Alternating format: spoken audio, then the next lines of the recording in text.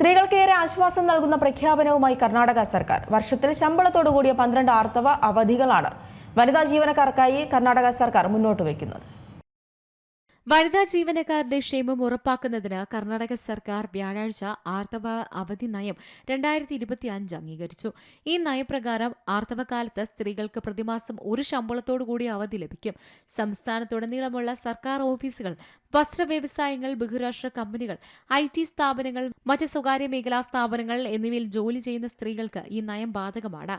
2024 പ്രതിവർഷം 6 ആർത്തവ അവധി വാഗ്ദാനം ചെയ്തിരുന്ന പദ്ധതിയിൽ നിന്നാണ് പ്രതിവർഷം 12 ദിവസത്തെ ശമ്പളത്തോടുകൂടിയ പുതിയ അവധി നയം നിലവിൽ വന്നത്. ഇതോടെ ബീഹാറിനും ഒഡീഷയ്ക്കും പിന്നാലെ ആർത്തവ അവധി നിർബന്ധമാക്കുന്ന സംസ്ഥാനമായി കർണാടക മാറി. എന്നാൽ ഈ രണ്ട് സംസ്ഥാനങ്ങളിലും സർക്കാർ മേഖലയിലെ വനിതാ ജീവനക്കാർക്ക് മാത്രമായിരുന്നു അവധി ബാധകം. കർണാടകയിലാകട്ടെ സർക്കാർ മേഖലയിൽ മാത്രമല്ല സ്വകാര്യ മേഖലയിൽ കൂടി നിയമം പ്രാവർത്തികമാക്കിയിരിക്കുകയാണ്. ഇന്ത്യയിൽ ആദ്യമായിട്ടാണ് ഇത്തരത്തിൽ സർക്കാർ സ്വകാര്യ മേഖലകളിൽ മാസത്തിൽ ഒരു ദിവസം ശമ്പളത്തോടുള്ള ആർത്തവ അവധി യാഥാർത്ഥ്യമാകുന്നത്. National desk, C Malayalam news. ഏറ്റവും പുതിയ വാർത്തകളും വിശേഷങ്ങളും വിരൽത്തുമ്പിലറിയാൻ സി മലയാളം ന്യൂസ് എല്ലാ ഡിജിറ്റൽ പ്ലാറ്റ്ഫോമുകളിലും ലഭ്യം.